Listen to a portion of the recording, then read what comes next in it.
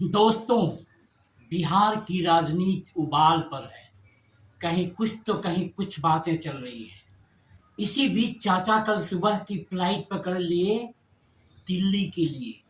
सीधे सीधे अगर समझें तो वहां बड़े साहब से मुलाकात करेंगे, अपने दल के लोगों के साथ मीटिंग करेंगे और राज्यसभा की सदस्यता ग्रहण करेंगे शपथ लेकर। उनके फ्लाइट पकड़ते ही मीडिया वालों ने माइक संभाला और लगे जोर जोर से चिल्लाने, सम्राट चौधरी का रास्ता हुआ साफ। अब उनके मुख्यमंत्री बनने में कोई अड़चन नहीं। सम्राट चौधरी चाचा जी की भी पहली पसंद बताए जा रहे हैं। पटना में बीजेपी ऑफिस पर सम्राट भैया के बड़े बड़े पोस्टर छप गए। ब्रेकिंग न्यूज आने लगी।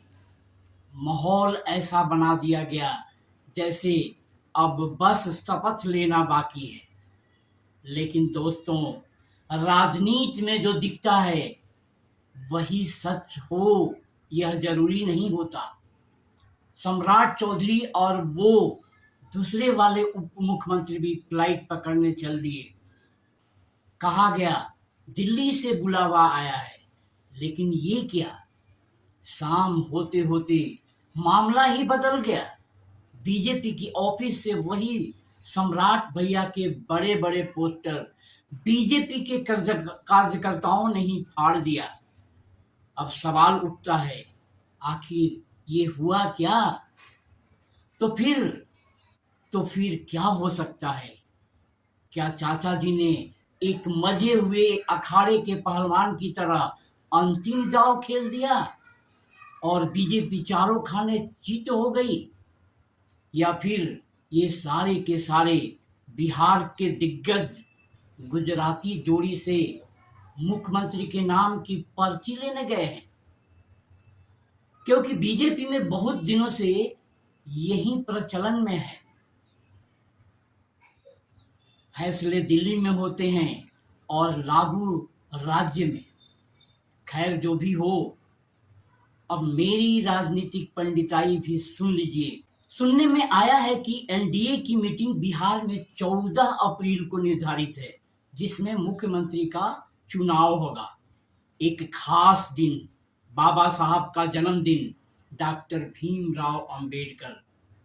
आपको मालूम है, बीजेपी ऐसी पार्टी है जो राजनीतिक ट्रिगर बिल्कुल सही टाइमिंग से दबाती है और आंकड़ा यही कहता है कि इसमें उनकी सफलता लगभग 100% रही है।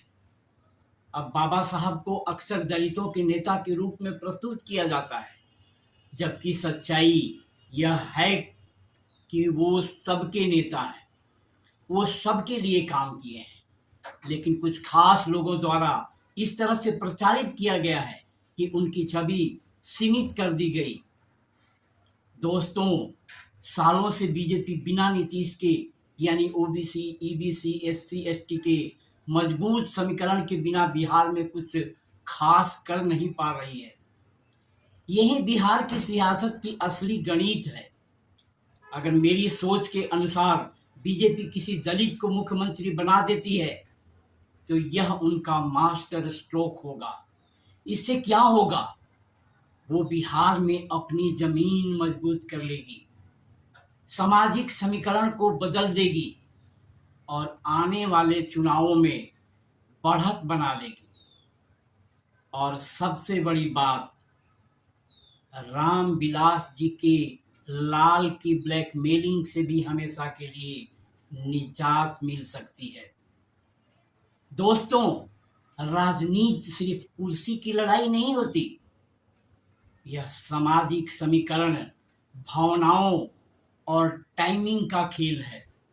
और बीजेपी के पास एक ऐसा दलित चेहरा मौजूद है जो पढ़ा लिखा है, जिसकी छवि बेदाग है, जो जुआ है, और सबसे महत्वपूर्ण, जो बिल्कुल पार्टी लाइन पर चलता है, यानी एक ऐसा मुख्यमंत्री जो दिल्ली के इशारे पर चले। अब आप सोच रहे होंगे, अरे भाई, नाम क्यों नहीं बता रहे हो? तो लो, सुन लो भाई लोग, उनका नाम है गुरु पासवान। अब दोस्तों, यह सिर्फ एक संभावना है, लेकिन राजनीति में संभावनाएं ही भविष्य तय करती हैं। आज जो चर्चा है वही कल हकीकत बन सकती है। और बिहार की राजनीति में तो रात में जो तय होता है सुबह बदल भी सकता है। इसलिए जरूरी है कि हम सिर्फ खबर न देखें, उसके पीछे की रणनीति को भी समझें। तो दोस्तों, आप क्या सोचते हैं? क्या चाचा जी ने गेम पलट दिया? क्या सम्राट चौधरी का खेल खत्म हो गया? या फिर बीजेपी कोई बड़ा मास्टर स्ट्रोक खेलने वाली है? अपनी राय जरूर दीजिए, कमेंट कीजिए, चैनल को सब्सक्राइब कीजिए। मैं हूं रमाश्रय सिंह, आप देख रहे हैं रमाश्रय वॉइस। तो मिलते हैं अगली वीडियो में किसी और खास विषय के विश्लेषण के साथ। तब तक के लिए नमस्कार, जय हिंद।